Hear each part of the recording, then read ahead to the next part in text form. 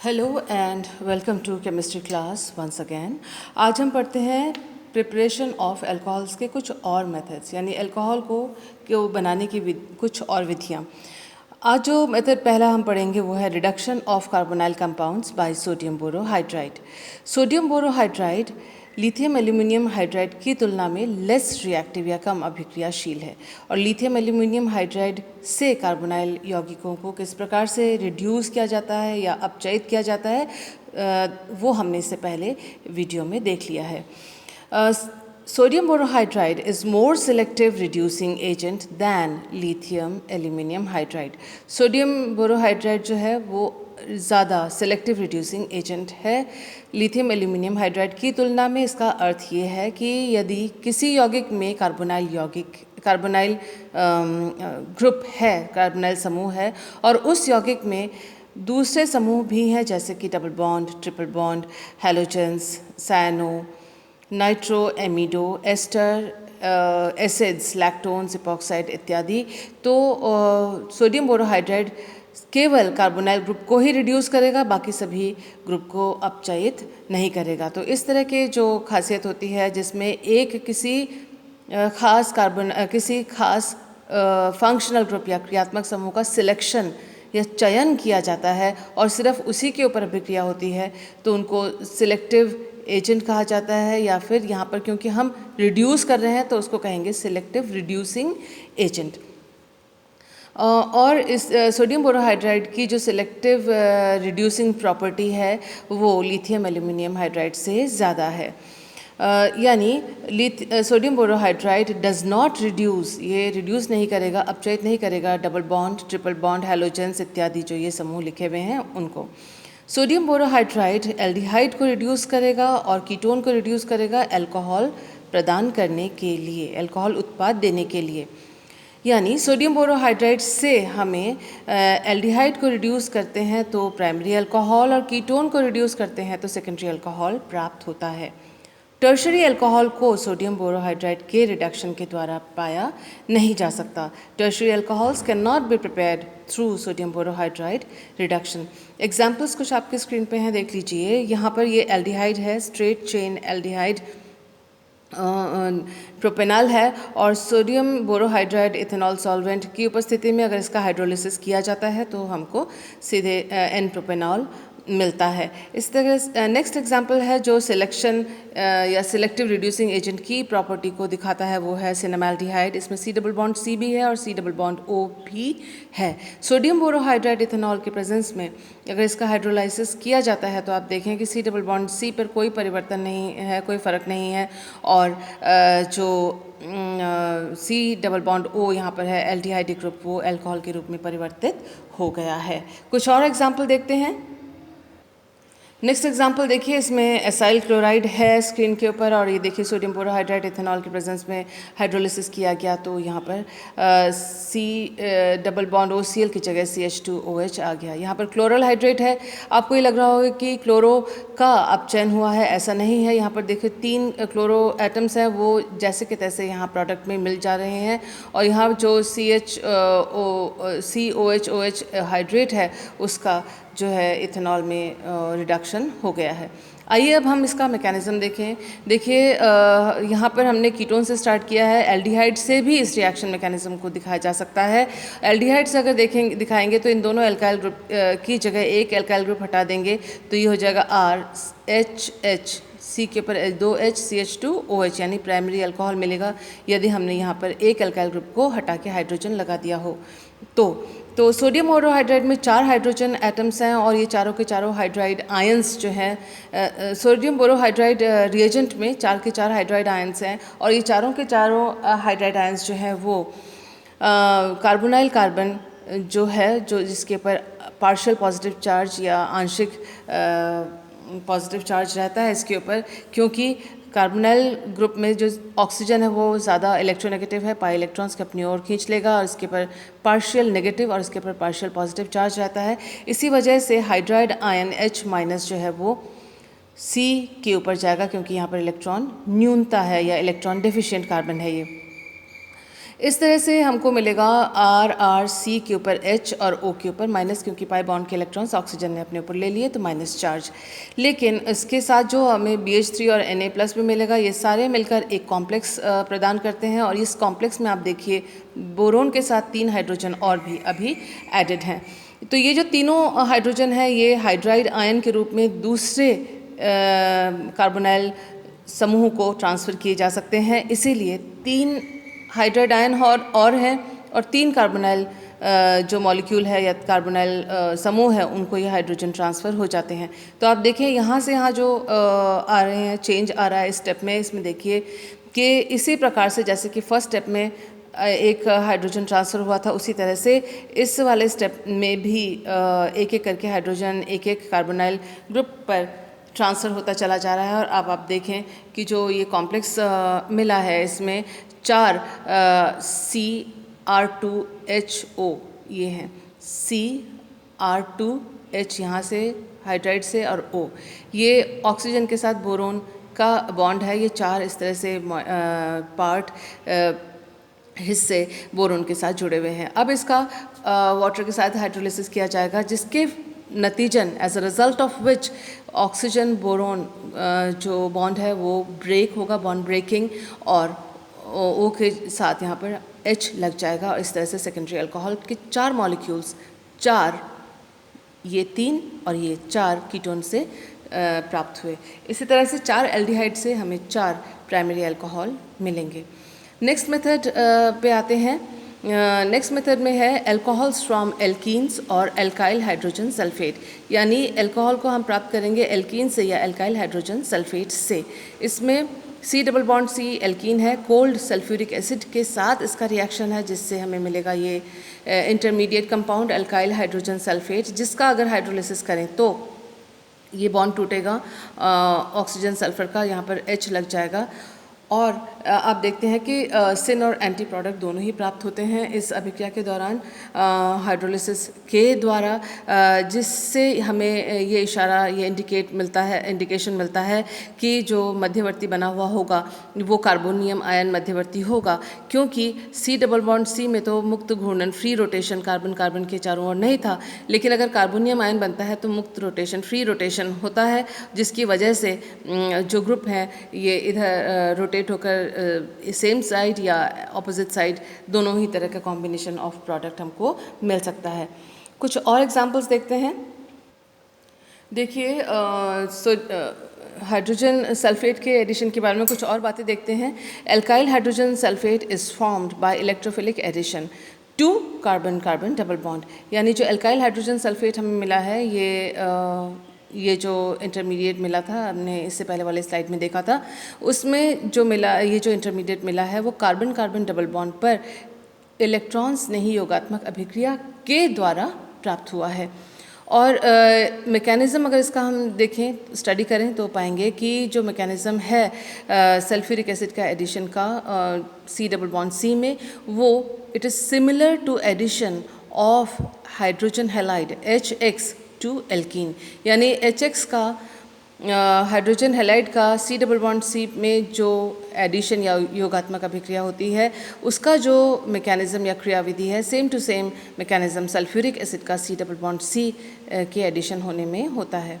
Stereochemistry देख लें। Stereochemistry जो है इट फॉलोज़ रीजियो सेलेक्टिविटी यानी क्षेत्र का चयन, यानी कुछ एक खास आइटम पे एक खास चीज़ लगेगी, दूसरे खास आइटम पे दूसरी चीज़ लगेगी, यानी यहाँ पर जो रीजियो सेलेक्टिविटी फॉलो हो रही है वो है मार्कोनिकॉफ नियम। मार्कोनिकॉफ नियम के अनुसार आपको मालूम है कि जिस कार्बन पर द्विबंध वाले कार्बन पर हाइड्रोजन की संख्या अधिक हो तो पॉजिटिव आयन वहाँ जाके ही जुड़ता है। जैसे H+ होगा तो उस कार्बन पे जुड़ेगा पहले से जहाँ पर H की संख्या ज़्यादा हो।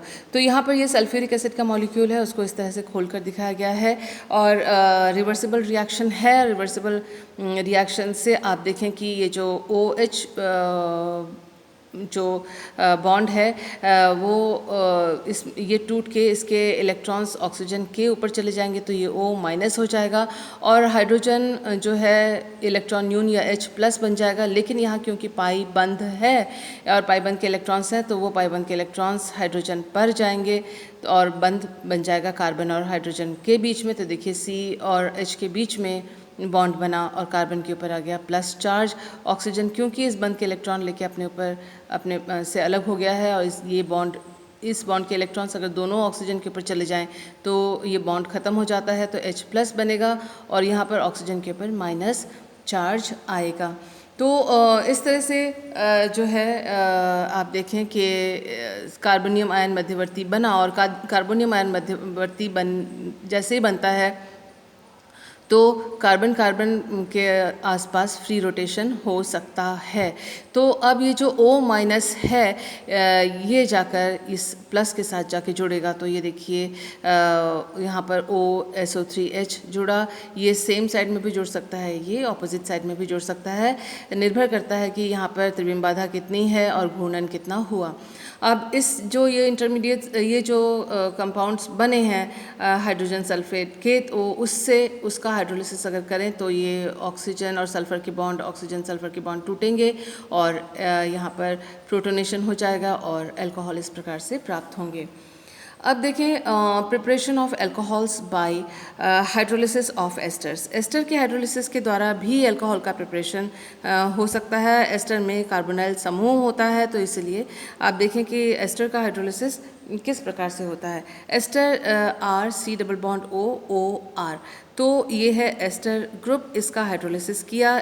ये हाइड्रोलिसिस जो है एसिड या बेस किसी एक के द्वारा कैटेलाइज उत्प्रेरित हो सकता है और एस्टर हाइड्रोलिसिस के बाद मिलता है एसिड, कार्बोक्सिलिक एसिड और अल्कोहल उत्पाद। तो इस तरह से इस हाइड्रोलिसिस के द्वारा भी हम अल्कोहल को प्राप्त कर सकते हैं। किस प्रकार से, आइए देखते हैं।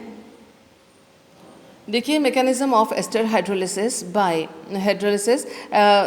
Acid hydrolysis and then we will see base hydrolysis. लेकिन उससे पहले एक बात हम जान लें कि ट्रेसर टेक्निक यानी रेडियो एक्टिव एटम को किसी मॉलिक्यूल में इंट्रोड्यूस किया जाता है और उस मॉलिक्यूल का रिएक्शन करवाया जाता है। रिएक्शन के बाद देखा जाता है कि वो उत्पाद में वो रेडियो एक्टिव एटम जो है वो कहाँ पर है। तो यहाँ जो एस्टर हाइड्रोलिसिस में ये डाउट था, जो अल्कोहल बन रहा है वो वाटर से आ रहा है उसका ऑक्सीजन या एस्टर से आ रहा है ऑक्सीजन, इसके लिए ट्रेसर टेक्निक का इस्तेमाल किया गया। इसमें रेडियो एक्टिव ऑक्सीजन O18 का इस्तेमाल किया गया। ये देखिए O18 यहाँ पर है और एस्टर ये मॉलिक्यूल है। जब रिएक्शन करवाया गया इसका, चाहे एसिड हाइड्रोलिसिस हो बेस हाइड्रोलिसिस हो, तो देखते हैं कि कार्बोक्सिलिक एसिड में वो O18 नहीं है, अल्कोहल में वो O18 रेडियो एक्टिव 18 ऑक्सीजन है।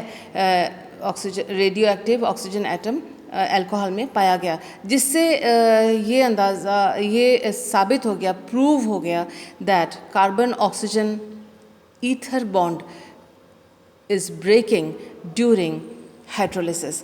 तो ये जो ईथरिक बॉन्ड होता है उसका बॉन्ड ब्रेक होता है C सिंगल बॉन्ड O का, और यहाँ से अल्कोहल प्राप्त होता है। तो ये ट्रेसर टेक्निक के द्वारा रेडियो एक्टिव ऑक्सीजन एटम को यूज़ करके हम मैकेनिज़्म के बारे में एक महत्वपूर्ण जानकारी प्राप्त कर सकते हैं। आइए अब देखते हैं एसिड हाइड्रोलिसिस का मैकेनिज़्म। ये एक रिवर्सिबल प्रोसेस है, यानी फॉरवर्ड और बैकवर्ड रिएक्शंस दोनों होते हैं, फॉरवर्ड एंड बैकवर्ड, तो रिवर्सिबल रिएक्शन है। तो स्टेप 1 में attack of H plus on carbonyl oxygen, carbonyl समूह के ऑक्सीजन पर H प्लस का अटैक। ये याद रखिएगा कि एसिड हाइड्रोलिसिस में जो ऑक्सीजन है उस पर हाइड्रोजन जुड़ेगा, बस इतना याद रखना है। इसका जस्ट रिवर्स बेस हाइड्रोलिसिस में हम देखेंगे कि बेस हाइड्रोलिसिस में कार्बन पर एडिशन होता है, एसिड हाइड्रोलिसिस में ऑक्सीजन पर पहला एडिशन होगा। तो ये देखिए कार्बन ऑक्सीजन बॉन्ड के इलेक्ट्रॉन्स, पाई इलेक्ट्रॉन्स ऑक्सीजन ने अपने और इलेक्ट्रोनेगेटिविटी ज़्यादा होने की वजह से खींच लिए और फिर उन इलेक्ट्रॉन्स को H प्लस, ये H प्लस कहाँ से आया, एसिड हाइड्रोलिसिस तो एसिड कैटलिस्ट है, उस H+ के साथ ऑक्सीजन ने बॉन्ड बनाया और इस तरह से कार्बन के ऊपर हो गई इलेक्ट्रॉन की कमी। 1 2 3 बॉन्ड रहते हैं, चौथे बॉन्ड के इलेक्ट्रॉन्स तो चले गए ऑक्सीजन के हाइड्रोजन के साथ बॉन्ड बनाने के लिए, तो कार्बोनियम आयन इंटरमीडिएट इस तरह से मिला। सेकेंड स्टेप में addition of water to electron deficient carbonium ion. तो वाटर मॉलिक्यूल होगा, हाइड्रोलिसिस कर रहे हैं। हाइड्रोलिसिस का क्या मतलब है? हाइड्रो यानी पानी, लाइसिस यानी बॉन्ड का टूटना, तो पानी के द्वारा, वाटर के द्वारा बंध का टूटना हम पढ़ रहे हैं। तो वाटर मॉलिक्यूल आया। वाटर मॉलिक्यूल के ऑक्सीजन में इलेक्ट्रॉन्स ज़्यादा हैं, इसीलिए उसने इलेक्ट्रॉन डेफिशिएंट, इलेक्ट्रॉन न्यून कार्बन के साथ बॉन्ड बनाया। ऑक्सीजन पे 2 बॉन्ड पहले से हैं, एक और बॉन्ड बना तो ऑक्सीजन के ऊपर प्लस चार्ज। कार्बन जो है वो सेटिस्फाई हो गया क्योंकि उसके चारों बॉन्ड्स हो गए, तो इसके ऊपर से चार्ज हट गया। तीसरे स्टेप में हाइड्रोजन ट्रांसफ़र होता है। हाइड्रोजन ट्रांसफ़र किस प्रकार से होता है? ये जो कार्बन ऑक्सीजन है जो इलेक्ट्रोनेगेटिव है, इसमें इलेक्ट्रॉन, इस पर प्लस चार्ज है, इलेक्ट्रॉन की कमी है। ये ऑक्सीजन हाइड्रोजन बंध का इलेक्ट्रॉन जो है आसानी से ले सकता है, और क्योंकि ये बंध उतना स्ट्रॉन्ग नहीं है। तो जैसे इसने इलेक्ट्रॉन्स लिए तो दोनों इलेक्ट्रॉन्स अपने ऊपर लिए तो ऑक्सीजन और हाइड्रोजन के बीच का बंध जो है वो ख़त्म हो जाता है। ये हाइड्रोजन H+ के रूप में निकलता है और इस ऑक्सीजन के पास जो ईथरिक ऑक्सीजन था उससे जाके जुड़ता है, क्योंकि इस ऑक्सीजन पर लोन पेयर ऑफ इलेक्ट्रॉन्स, अबंधित इलेक्ट्रॉन युग्म प्रेजेंट हैं। तो यहाँ से ये बॉन्ड टूटा तो OH ही रहा, ये देखो OH, दूसरा H यहाँ से हट गया और यहाँ जो H+ बना वो ऑक्सीजन से जुड़ गया, तो ऑक्सीजन के ऊपर अब 3 बॉन्ड्स हो गए, इस ऑक्सीजन के ऊपर और 1+ चार्ज आ गया। स्टेप 4 में एलिमिनेशन ऑफ एल्कोहल होता है, यानी यहाँ देखिए जो एल्कोहलिक जो मॉलिक्यूल का हिस्सा तैयार हो चुका है वो यहाँ पर देखो, ये कार्बन ऑक्सीजन बंध के इलेक्ट्रॉन उसने अपनी ओर खींच लिए और ये कार्बन ऑक्सीजन बंध टूट जाता है और R'OH एल्कोहल का मॉलिक्यूल निकल के आ जाता है। जो बचा यहाँ पर, क्योंकि एक बंध टूट गया है और कार्बन पर इलेक्ट्रॉन की कमी हो गई है, तो कार्बन के ऊपर आ गया प्लस चार्ज और ये अल्कोहल मिल गया। यहाँ अल्कोहल की प्राप्ति हो गई, लेकिन रिएक्शन ख़त्म नहीं हुआ। स्टेप 5 बाकी है। स्टेप 5 में जो यहाँ पर कार्बोनियम आयन स्टेप 4 के आखिर में बना था, वही कार्बोनियम आयन इधर है और इसमें देखिए जो कार्बन के साथ OH बॉन्ड है उसको इस तरह से लंबे से दिखाया गया है खोलकर। इस OH बॉन्ड के इलेक्ट्रॉन्स जो हैं वो कार्बन ऑक्सीजन के बीच में ट्रांसफ़र हो जाते हैं, क्योंकि यहाँ पर कार्बन पर इलेक्ट्रॉन की कमी है। जैसे ही दोनों इलेक्ट्रॉन्स यहाँ ट्रांसफ़र हो जाते हैं तो C+O बन जाता है, लेकिन ऑक्सीजन और हाइड्रोजन के बीच का बॉन्ड टूट जाता है और हाइड्रोजन H+ के रूप में बाहर निकल के आता है। तो ये जो बना आप देखिए RC+O और नीचे OH, ये कार्बोक्सिलिक एसिड बना और प्रोटोन निकल कर आ गया। तो ये जो प्रोटोन है, regeneration of H+ and formation of carboxylic acid. तो ये जो रीजनरेशन ऑफ प्रोटोन है, यानी ये प्रोटोन कौन सा था? ये कैटलिस्ट था जो कि फर्स्ट स्टेप में यूज़ हुआ था। तो कैटलिस्ट या उत्प्रेरक का क्या काम होता है? शुरू में ये काम में आता है, अभिक्रिया को आगे बढ़ाता है और एंड में ये वापस हमें प्राप्त हो जाता है। अब हम देखते हैं बेस हाइड्रोलिसिस ऑफ एस्टर। इसमें पहला स्टेप जो है attack of OH- ion on electron deficient carbonyl carbon. तो यहाँ जो बेस हाइड्रोलिसिस में कार्बन के ऊपर आक्रमण होता है बेस का, एसिड हाइड्रोलिसिस में ऑक्सीजन के ऊपर ऑक्सीजन के ऊपर कार्बोनाइल ऑक्सीजन के ऊपर आक्रमण होता है एसिड का। तो बेस में होता है कार्बन पे आक्रमण OH- यानी बेस का। तो इस चीज़ को आप याद रखिएगा, तो आगे से आगे रिएक्शन मैकेनिज्म आपके अपने आप बनती चली जाएगी। एक आध बार प्रैक्टिस करेंगे तो ये हो जाएगा।